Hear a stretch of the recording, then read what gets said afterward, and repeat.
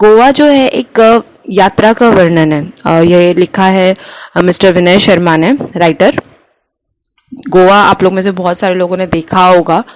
यात्रा का वर्णन मीन्स जब राइटर फर्स्ट टाइम उतरता है वहाँ पे तब क्या होता है, वहाँ की जो वातावरण है, लोग है, संस्कृति है, वो सब कैसी है उसके बारे में वर्णन किया कि कहाँ कहाँ पे वो घूमा, क्या क्या चीज़ें देखी।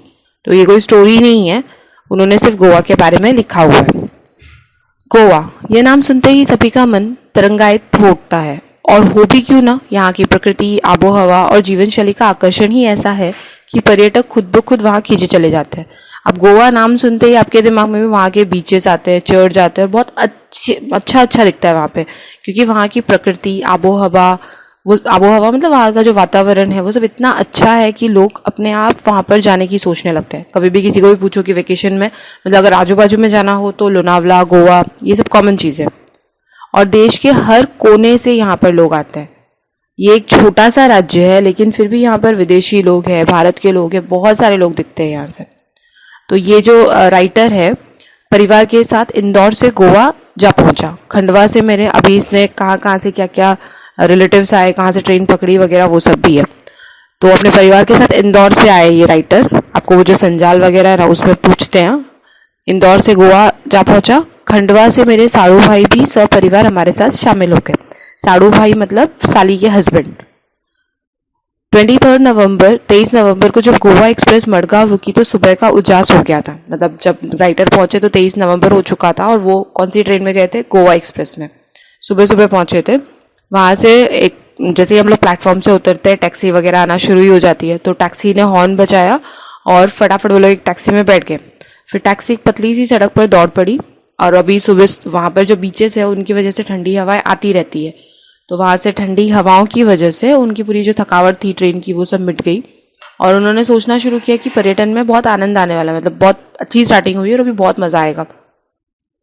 जब हम जीवन की सभी समस्याओं से, अगर किसी समस्याओं से निजात पाना चाहते हैं, मतलब जब हम लोग बहुत परेशान होते हैं तो डॉक्टर भी बोलते हैं ना कि आप कहीं घूम के आ जाओ, हवा चेंज होगी तो आपको अच्छा लगेगा। वैसे ही अगर हम कहीं पर मतलब बहुत फ्रस्ट्रेशन में है, समस्याएं हैं बहुत ज़्यादा, और इन सब से थोड़े दिन के लिए दूर जाना चाहते हैं ना, तो कहीं दूसरी जगह घूम के आ जाओ।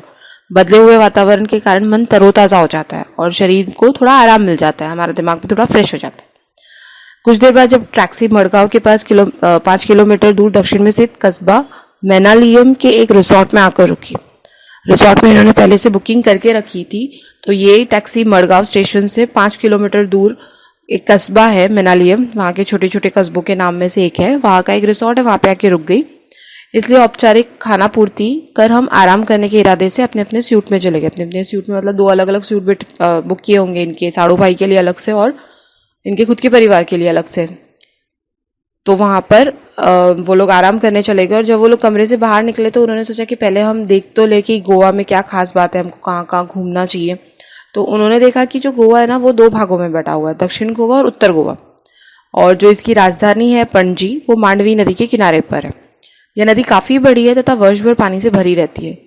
फिर भी समुद्री इलाका होने के कारण यहाँ का मौसम जो है वो थोड़ा उमस होता है, थोड़ी सी नमी होती है। आप भी अगर बीचेस वगैरह पे जाते हो तो वहाँ की हवाओं में ना स्किन पे टच करो तो सब गीला, मतलब बहुत चिपचिप लगता है, नमक वमक लगता रहता है स्किन पे। तो इसलिए यहाँ की हवाओं में भी थोड़ी सी नमी थी, ठंडा था लेकिन चिपचिपा था थोड़ा। शरीर चिपचिपा रहता है लेकिन मुंबई जितना नहीं। अभी हाँ, यहाँ की भी गर्मी, कभी कल भी इतनी उमस पड़ रही थी कि पूरा चिपचिप हो रहा था। तो मुंबई जितनी गर्मी नहीं थी। यहाँ का शहर जो था वो हरितमा से भरपूर था। हरितमा मतलब बहुत सारे पेड़ वगैरह थे, बहुत ज़्यादा ग्रीनरी था वहाँ पर, और धूप तो तीखी ही होती है, लेकिन फिर भी जो धूप पड़ रही थी वो बहुत तीखी थी।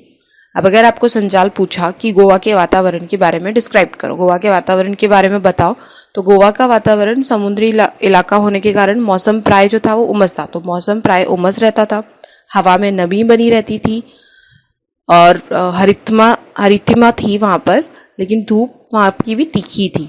तो ये 4-5 चीज़ें आपको लिखनी है कि वहाँ का मौसम कैसा था। यूँ तो गोवा अपने खूबसूरत सफ़ेद रेतीले तटों, महंगे होटलों और ख़ास जीवन शैली के लिए जाना जाता है, लेकिन इन सब के बावजूद भी है ना, वहाँ पे सांस्कृतिक विरासत है। सांस्कृतिक विरासत मतलब अगर आप गोवा घूमोगे ना तो वहाँ पर पुराने चर्च और लोग जो है वहाँ पर पुराने घर और ये सब देखने के लिए मिलेंगे। और लोग अभी भी वही काम करते हैं जो उनके एंसेस्टर्स करते थे, जैसे मछली पकड़ना है और बाकी सारी चीज़ें। यहाँ की शाम बड़ी अच्छी होती है। तो चलो इस शाम का आनंद लेने के लिए बेनालियम बीच की ओर चलते हैं। और यहाँ पर हर जगह थोड़ी थोड़ी देर में एक बीचेस है। तो अभी जो यहाँ पर राइटर रुका हुआ था बेनालियम कस्बे में, और वहाँ पर भी एक बीच है, उस बीच का नाम है बेनालियम। आप भी चले क्योंकि बहुत ही खूबसूरत और शांत जगह है। तो अभी राइटर इस तरह से बात कर रहा है जैसे वो हमको ही बोल रहा हो। तो अभी ये सब चले। दिन भर की थकान, उमस भरी गर्मी, शाम को बीच पर जाना बड़ा अच्छा लग रहा था। तो रिसोर्ट से बीच की दूरी मीटर सिर्फ 1 किलोमीटर की थी। तो उन्होंने जल्दी चलने के बाद ही यह दूरी तय हो गई। तो टैक्सी वैक्सी नहीं ली, पैदल ही चले गए। अरब सागर देखने का उत्साह बढ़ता ही जा रहा था। तभी अचानक लहरों की आवाज़ सुनाई दी जो किसी रणभेदी की तरह थी। तो वो यहाँ से आए थे, इंदौर से आए थे। तो इंदौर में बीचेस वगैरह नहीं होते। इंदौर यहाँ पर मध्य प्रदेश में है, मुंबई में बीचेस है। तो हमको इतना बीचेस का लगाव नहीं होता कि बीच देखने चलेंगे। लेकिन जो बाकी शहरों से लोग आते हैं ना, मुंबई में भी आएंगे तो चलो समुद्र देखने चलते हैं।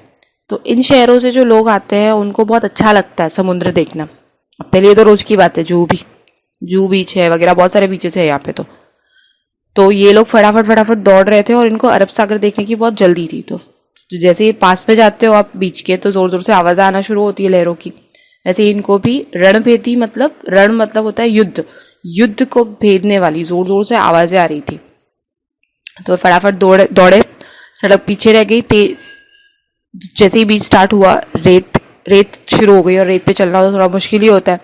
पैर अंदर धंस रहे थे, फिर भी पूरी ताकत लगा कर ये उठा रहे थे। खूबसूरत समंदर देखते ही मैं उससे जाकर लिपट गया। बच्चे जो थे वो रेत में घर बनाने लगे। लहरें उनका घर गिराती, फिर वो वापस बनाते, यही क्रम चल रहा था। और बच्चों से इन्होंने क्या सीखा कि आशावादी रहना चाहिए। मतलब हर काम संभव है। बच्चे कभी भी अगर आप रेत का वहाँ पर घर बनाओगे, लहर आती है, टूट जाती है, और हम वापस उस गीले रेत से घर बनाना शुरू करते हैं। तो इन्होंने भी बच्चों से सीखा कि आशावादी रहना चाहिए। कोई भी काम असंभव नहीं है, खराब हो भी जाते तो भी वापस कर सकते हैं। तो अभी धीरे धीरे रात होने लगी। तो वहाँ पर किनारे पे बैठ गए ये लोग। मानो हर लहर कह रही हो कि बनने के बाद मिटना ही नियति है, यही जीवन का सत्य भी है। तो अभी राइटर है तो हर चीज़ में अपने ये ढूंढ रहे हैं लोग। तो इन्होंने लहरों में क्या ढूंढा कि लहरें बोलती है कि बनना और मिटना यही नियति है। लहरें बनती है, फिर वापस मिटती है, फिर वापस बनती है। तो इन्होंने यहाँ पर 2 चीज़ें सीखी। बच्चों से आशावादी रहना सीखा और लहरों से मिटना और बनना सीखा, जीवन का सत्य सीखा। यहाँ का एक मज़ेदार दृश्य भी देखने को मिला। लहरों की आवाज़ के साथ ही पंछियों की टीटी की आवाज़ भी आती है। शाम होती है तो सारी चिड़िया पंछी सब आने ही लगते हैं। क्यों होते हैं? क्योंकि लहरों के साथ आई हुई जो मछलियाँ हैं ना, वहाँ के शिकार करने के लिए वो किनारे के यहाँ पे मंडराती रहती है। तो जब भी तेज़ हवा के कारण एक ही दिशा में सीधे नहीं उड़ पाते तो सुस्ताने के लिए किनारे पे ही बैठ जाते हैं। फिर वहाँ के जो कुत्ते हैं वो इन पंछियों का इंतज़ार करते हैं। और जैसे ही पंछी नीचे बैठते हैं वो मौका पाकर झपटने की कोशिश करते हैं। लेकिन तब तक तो पंछी उड़ जाते हैं। पंछियों का बैठना, कुत्तों का दौड़ना, पंछियों का टीटी कर उड़ जाना, सब दृश्य देखकर बहुत आनंद आ रहा था। तो अभी धीरे धीरे सूर्यदेव जो है वो विदा ले रहे हैं। चंद्रमा की चांदनी आ गई है। अब जो समुद्र है वो थोड़ा डरावना लगता है। जब रात होती है ना तो वो एकदम खाली लगता है और उसकी आवाज़ें वगैरह बहुत डरावनी सी लगने लगती है। तो अगले दिन अभी गोवा घूमने की योजना बनाई और यहाँ से वो लोग निकल पड़े रात को अपने अपने होटल में जाने के लिए। यहाँ पर आपको घूमने फिरने के लिए बाइक वगैरह किराए पर मिल जाती है और उन पे घूमने में मज़ा भी आता है। स्कूटी वगैरह किराए पे मिलती है गोवा में। लेकिन बच्चों के कारण उन्होंने फिर बस से ही जाना मुनासिब समझा, क्योंकि बाइक वगैरह पे बच्चे को लेके जाना परेशानी होती थी। अब यहाँ पर जो है वो सी फूड बहुत ज़्यादा मिलता है। सी फूड मतलब मछली, केकड़े वगैरह ये सब बहुत कॉमन है, वो लोग वहाँ पर खाते हैं और आपको हर बीच के यहाँ पर सी फूड मिल जाएगा। तो जो अगर आप वेजिटेरियन हो तो थोड़ी सी प्रॉब्लम हो सकती है, क्योंकि वेजिटेरियन खाना वहाँ पे बहुत कम मिलता है। सुस्वाद भोजन की समस्या से भी 2-4 होना पड़ता है। सुस्वाद मतलब अच्छा स्वाद। तो यहाँ पर अगर आप शाकाहारी हो, वेजिटेरियन हो तो बहुत मुश्किल से मिलता है खाना। तो हम लोग जब गए थे गोवा तो हमारे साथ भी ये मुसीबत हुई थी। मतलब मैं राइटर की बात नहीं कर रही हूँ, मैं अपनी बात कर रही हूँ। बहुत ढूंढने के बाद एक छोटे से कोपचे में कोई दुकान मिली थी जहाँ पर वो घर का खाना बना कर देते थे, वेजिटेरियन खाना बना के देते थे। बाकी अगर आप नॉन वेजिटेरियन हो तो कोई प्रॉब्लम ही नहीं है, वहाँ पर हर जगह आपको सी फूड और अच्छे से खाना मिल जाएगा। तो काफ़ी भटकने के बाद अभी इन राइटर्स को भी अच्छा भोजन मिल गया। तो समझो किस्मत है, लेकिन जेब ढीली हो गई। और अगर आपको शाकाहारी खाना चाहिए और अच्छा खाना चाहिए तो पैसे बहुत लगेंगे। तो ये समस्या पहले से पता थी, इसलिए इन्होंने क्या किया था, अपने ही रिसोर्ट के जो रिसोर्ट थे वहाँ के किचन से भोजन करके ही आए थे और वहीं पर भोजन करते थे। सबसे पहले अब ये कहाँ पर गए, अंजुना बीच पर। अब तक गोवा में 2 बीचों के नाम ले लिए हैं। पहला है बेनालियम बीचेस, सेकेंड चल रहा है अंजुना बीच, और एक आई थी मांडवी नदी। आपको संजाल में ये सब पूछ सकते हैं बीचेस के नाम, कौन कौन से चैप्टर में बीचेस आए थे। तो अंजुना बीच पहुंचे। गोवा के छोटे बड़े करीब 40 बीच है टोटल। कितने बीच है गोवा में? 40। लेकिन सबसे बड़े बीच जो है वो सिर्फ 7 या 8 ही है। अभी जो अंजुना बीच है वो नीले पानी वाला है, पथरीला है। यहाँ पर रेत नहीं है, पत्थर है। इसकी और एक लंबी सी पहाड़ी है जहाँ से बीच का मनोरम दृश्य देखा जा सकता है।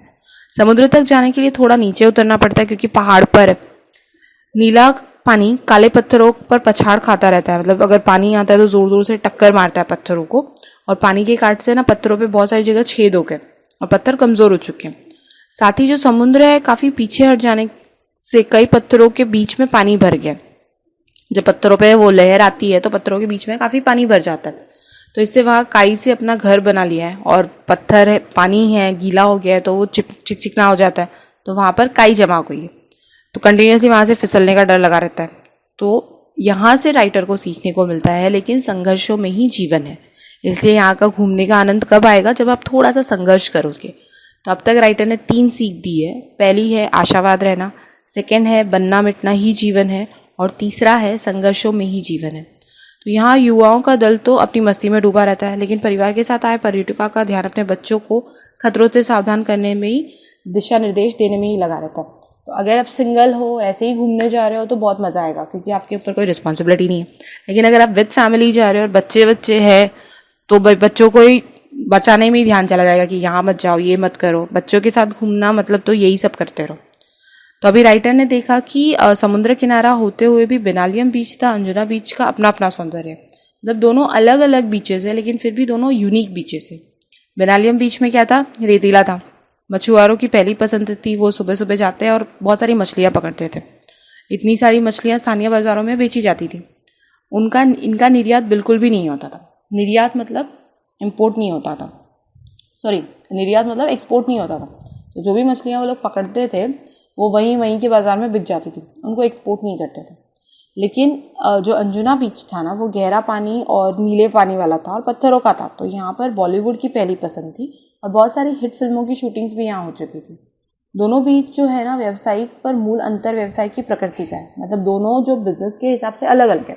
अभी जो पहला बीच था बेनालियम बीच, वहाँ पर मछली पकड़ने का बिजनेस ज़्यादा होता था, और जो सेकेंड बीच है अंजुना बीच, वहाँ पर फिल्म स्टार्स वगैरह, फिल्मों की शूटिंग्स वगैरह ज़्यादा होती थी। अब जो फिल्मों की शूटिंग होती है ना, तो जिस भी स्टेट में या जहाँ पर भी शूटिंग हो रही हो, वहाँ की गवर्नमेंट को ये लोग पे करते हैं, क्योंकि वो बीच को वो थोड़े दिन तक ब्लॉक करके रहते हैं, आने जाने वालों के लिए ओपन नहीं रहता है। तो इसलिए यहाँ पर भी बिजनेस हो रहा था, गवर्नमेंट को पेमेंट जाती थी। इसके बाद हम लोग दिन भर पणजी शहर देखते रहे। पणजी क्या है? गोवा की राजधानी। तो अभी ये लोग फिर पूरे दिन कहाँ पर घूमे? पणजी में। घूम फिर कर शाम को अभी ये कहाँ पहुँचे? कलिंगुड बीच पर। अब ये तीसरा बीच है कलिंगुड बीच। ये काफ़ी रेतीला था तथा गोवा का सबसे लंबा बीच है। अब उस गोवा का सबसे लंबा बीच कौन सा है? कलिंगुड। कितना है? 3 से 4 किलोमीटर तक फैला हुआ है और ये भी रेतीला है।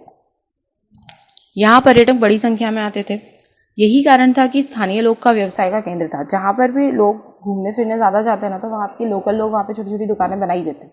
अब यहाँ पर वाटर स्पोर्ट्स भी होते थे, क्योंकि काफ़ी बड़ा बीच था जिसमें कुछ तो हैरतअंगेज थे जिन्हें देखने में भी आनंद आता था। आप भी अपनी रुचि के अनुसार जहाँ पर भी, जैसे वो पैराग्लाइडिंग वगैरह होता है, बहुत सारे स्पोर्ट्स होते रहते हैं वहाँ पे।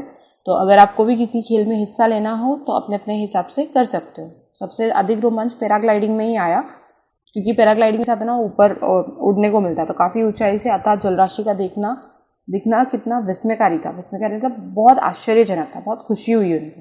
लेकिन उतना ही डरावना भी था, डर लगता था हमेशा नीचे गिर जाएंगे तो। दूर दूर तक पानी ही पानी, तेज़ हवा और रस्सियों से हवा में लटके हम। तो पैराग्लाइडिंग का दृश्य बता रहे हैं आपको। बहुत तेज़ हवा चल रही है, बहुत दूर दूर तक पानी है और ऊपर आसमान में आप पैराशूट में रस्सियों से लटके हुए हो। हम यानी मैं, और तो अभी बच्चों को तो लेके जाना अलाउड नहीं है, तो राइटर और उनकी पत्नी लटके हुए थे और दोनों ही बहुत डरे हुए भी थे और बहुत खुश भी थे। डर इस बात का कि भाई यहाँ से छूटे ना तो सीधे गए, और खुशी इस बात की कि पहली बार ये दृश्य देख रहे हो, बहुत अद्भुत दृश्य था। हम यहाँ 4-6 दिन रहे, लेकिन हमारी एक ही दिनचर्या रही। सुबह जल्दी उठे, फटाफट नाश्ता किया, दिन भर घूमे, फिर शाम को रिसोर्ट में आकर थकान मिटाने के लिए पूल में तैरना। एक दिन कोलावा बीच, अभी यह चौथा बीच आ चुका है, कोलावा बीच, बोटिंग की उन्होंने। यहाँ हमने डॉल्फिन मछलियाँ देखी। तो आपको डॉल्फिन मछलियाँ कहाँ देखने को मिलती है? कोलावा बीच में। अब हर बीच की अपनी अपनी विशेषता बताई हुई है। फर्स्ट उन्होंने स्टार्ट किया था बेनालिया बीच से, फिर अंजुना बीच, फिर बीच में कौन सा बीच आया था, कालिंगवुड बीच, और अभी ये यहाँ पर कौन सी बीच पर है, कोलावा बीच। वहाँ पर डॉल्फिन मछलियाँ थी। हालांकि ये छोटी थी, पर बच्चों से अच्छा आनंद मिला, बच्चों को अच्छा आनंद मिला। इस दौरान यहाँ नवरात्रि तथा दशहरा पर्व मनाने का सौभाग्य भी प्राप्त हुआ। तो ये गए थे ऑलमोस्ट दिवाली वेकेशन से थोड़ा सा पहले ही गए थे शायद। तो इनको यहाँ पर नवरात्रि और दशहरा पर्व भी देखने को मिला। उत्तर भारत में जिस तरह हम घर और गली मोहल्ले में माँ दुर्गा की घट स्थापना तथा लड़कियों द्वारा गरबा का पर्व मनाया जाता है, ऐसा ही यहाँ पर भी होता है। तो उत्तर भारत मतलब हमारे साइड में, उत्तर साइड में या मुंबई साइड में हम लोग क्या करते हैं, सब जगह पर माता की मूर्ति रखते हैं गरबा के टाइम पे, और लोग डांडिया और गरबा खेलते हैं। वैसा ही यहाँ गोवा में भी होता है। रावण का पुतला कहीं भी नहीं जला जाता, लेकिन दशहरे के टाइम पे ना रावण का पुतला नहीं जलाते ये लोग। सुबह से ये लोग अपने वाहनों की पूजा वूजा करते हैं। दशहरे के टाइम पे हम भी करते हैं। शाम को भगवान की एक पालकी मंदिर ले जाई जाती है। इसके बाद एक पेड़ विशेष की पत्तियां तोड़कर लोग एक दूसरे को देकर बधाई देते हैं। वही जो दशहरे के टाइम पे हम लोग देते हैं ना, सोना देते हैं एक दूसरे को, और अपनी अपनी संस्कृति की परंपरा निभाते हैं। तो यहाँ पर सिर्फ अलग इतना ही था कि रावण का पुतला नहीं जलाया जाता था। बाकी सेम उसी तरीके से वहाँ पे भी पर्व मनाया जाता है जैसे हम लोग मुंबई में मनाते हैं। दशहरे के टाइम पे या नवरात्रि के टाइम पे हम लोग क्या करते हैं, सब जगह पर माँ दुर्गा की घट स्थापना यानी मूर्ति रखते हैं, या फिर एक घड़े में वो गेहूं के बीज डाल के रखते हैं, उसको घट बोलते हैं। वैसे ही गोवा में भी किया जा रहा था। और दशहरे में हम लोग रावण की मूर्ति जलाते हैं, दशहरा मनाते हैं। तो वहाँ पर सिर्फ रावण की पुतला नहीं जलाते, बाकी सेम चीज़ें करते हैं। इतने कम दिनों में गोवा को पूरा देख समझ पाना संभव नहीं है, क्योंकि उत्तर गोवा और दक्षिण गोवा दोनों अलग अलग है। एक साइड के गोवा में ना सिर्फ बीचेस है, और दूसरे साइड के गोवा में आपको सिर्फ पुराने चर्च और पुराने जो पुर्तगाली लोग थे। अब ये तो पता होगा कि जैसे इंडिया में ब्रिटिश थे, वैसे ही गोवा में पुर्तगाली लोग थे। तो उन्होंने अपनी संस्कृति के हिसाब से ना बहुत सारी चीज़ें बनाई थी। पत्थर से बने हुए चर्च है, फिर वहाँ के जो होटल्स थे, वहाँ के जो लोग थे, अंग्रेज जो लोग थे पुर्तगाली, वो कैसे रहते थे, तो ये सारी चीज़ें वहाँ पर देखने को मिलती है। अलग पार्ट जो गोवा का रहता है। इतने कम दिनों में गोवा पूरा तो नहीं देख पाए, लेकिन हाँ इतना ज़रूर समझ गए कि वहाँ पर पश्चिमी फैशन, सभ्यता, ये सब होने के बावजूद भी है ना भारतीय संस्कृति है। लोग अभी भी तीज त्योहार है वो वैसे ही आत्मसात करते मनाता। हम लोगों को क्या लगता है कि गोवा में सब लोग क्रिश्चियंस लोग होंगे, वहाँ पर ये सारे फेस्टिवल्स वगैरह नहीं मनाए जाते होंगे, वहाँ पर सब वेस्टर्न लोग ही ज़्यादा है, फैशनेबल ज़्यादा है, उनकी भाषा अलग है। बट ऐसा नहीं है, वहाँ पर भी बहुत सारे लोग हैं जो भारतीय संस्कृति को मानते हैं, भारतीय संस्कृति के हिसाब से सारे त्यौहार मनाते हैं। तो पर्यटक फैशन में ये रंग में कुछ देर के लिए भले ही स्वयं को रंग कर चले जाते हो, लेकिन स्थानीय लोग जो होती है ना, अपनी सांस्कृतिक परंपराओं की उंगली अब भी पकड़े हुए हैं।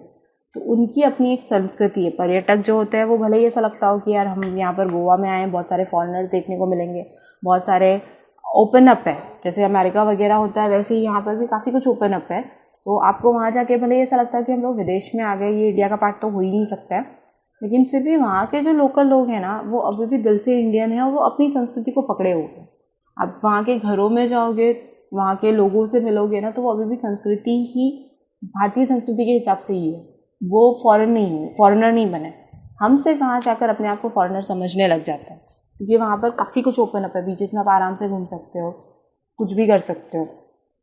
तो ये यहाँ पर ख़त्म हुआ गोवा, जैसा राइटर ने देखा, विनय शर्मा ने।